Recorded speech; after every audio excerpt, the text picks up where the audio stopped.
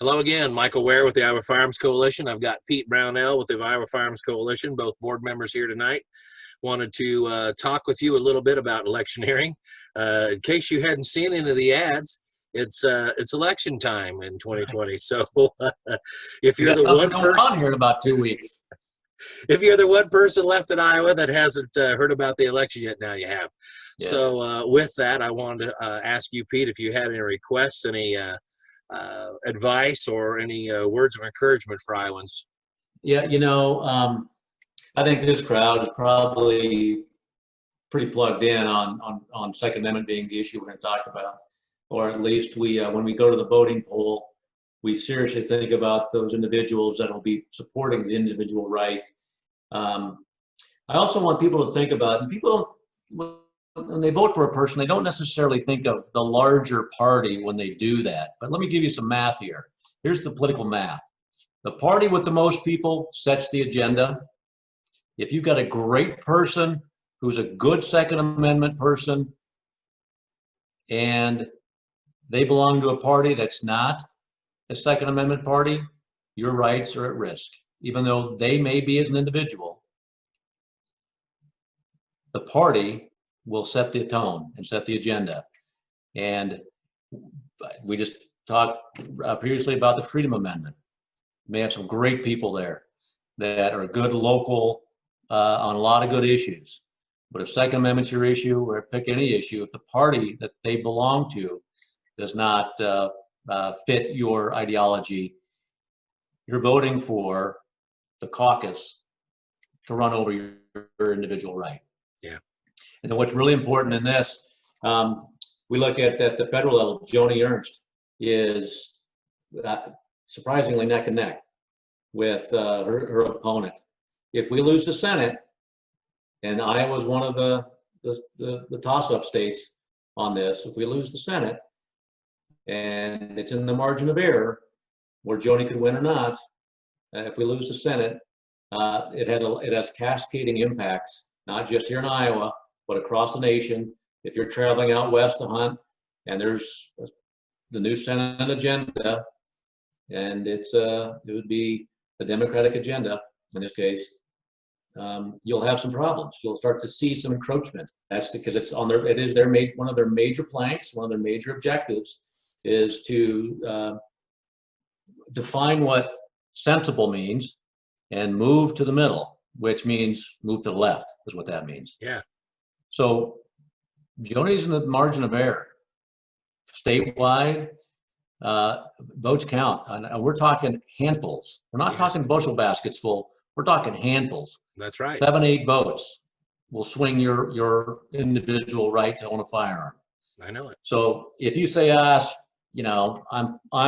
done with politics, hold your nose, don't be done, walk through it. The best way to get through a pigsty is keep walking. Yeah.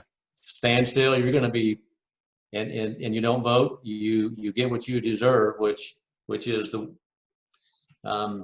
not a say at the table, frankly. So get out there and vote. Take somebody out there and vote. I reflect upon the things important to me, and the individual that's out there, you're voting for that person and their caucus when you cast that vote. And because we know so many people in Iowa, we're so lucky to be able to meet from the federal level down to your representative, your state representatives, or your state senators, have a personal conversation with them. But when they get in the caucus, it's a different energy, and we've seen so many people with great ambitions and directions just get overwhelmed with the larger machine that they have to be part of. So remember what you're voting for. And what power and authority you're giving that party and that person. It's a big responsibility. You're right. It is a huge responsibility. And I think that we always say that it's a big responsibility. We always say that this is the most pivotal election of our time. But the fact of the matter is they keep getting bigger in terms of what's on the line. In 2009, in the state of Iowa, we worked with everybody we could work with and changed from a may issue permit system to shall issue. That was a Democrat House, that was a Democrat Senate, and had a Democrat governor. And that bill was a darn good bill, long overdue, and it went through, and we were elated. And Democrats voted, obviously along with Republicans too, to uphold your basic civil liberties and your basic human rights in the form of the Second Amendment, through a fair and reasonable permit system. So you fast forward to the Freedom Amendment that we've spoken about before and will continue to speak about, because Iowa doesn't have the right to keep and bear arms in their state constitution, one of only 6 states. And in the House last year, when everything went through again another time, we didn't have a single Democrat that decided to vote for it. And that's mind-boggling to me. I just don't understand why some of them would say or wouldn't say, yes, I recognize that this is a basic human right.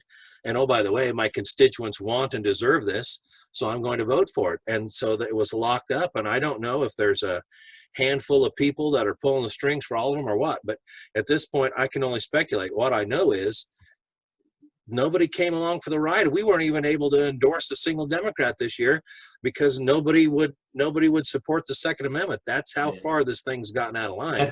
And that's a shame, because the Second Amendment and is for everybody. Yes. And we said it before, it's not a red amendment or a blue amendment. It's an everybody amendment. Right. And I think the founders got it right on this one. And I think those that have been practicing the Second Amendment in that vein for all these years have done it with great respect and responsibility and safety.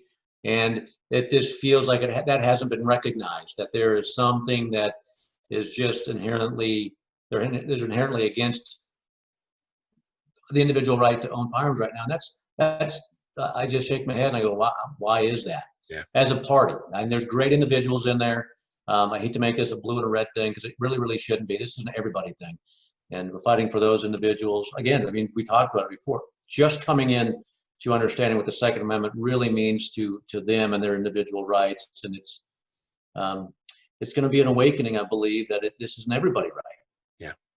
So, get out there and vote. And I would recommend that you take somebody to the voting booth with you, or send in your ballot. Make sure it gets in there. Everybody counts these days. It should. Every and single that's one. what we're all about.